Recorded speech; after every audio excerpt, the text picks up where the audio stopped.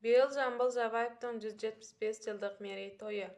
О балалар, карашыгы көзүмдүн кубанышы, сөзүмдүн кеудемдеги жүрегим, таянычта тирегим, ардакчы элимдин гүлчеги жеримдин, алдыңа келди карыяң, өлең боп аккан дарыяң, домбурасын басууга, жырынан шашууга, кездесип көзбен көрүүгө, халыкка салем берүүгө. Келдің бе, ақиығым, алыс жерден? Өтіпсің самғап ұшып асқар белден, алмас пышақ қап түбінде жатпас деген, хан төре айналмаймас сендей ерден. Ер ғана елін табар іздеп жүріп, жүрсе де ғұмырында қорлық көріп, құландай ақ бұғауын үзіп қашқан, жетіпсің енді міне елге келіп.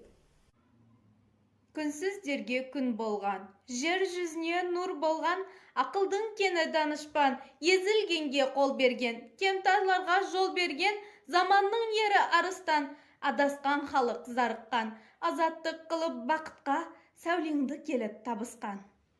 Өлеңді жалғастыратын Надира.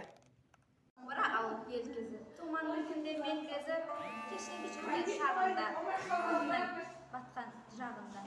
Секілді менің руым, өмірдің көрген құйынын, бар екен қандай жер, бар екен қандай ел, сезілген күңгірт жамбылға.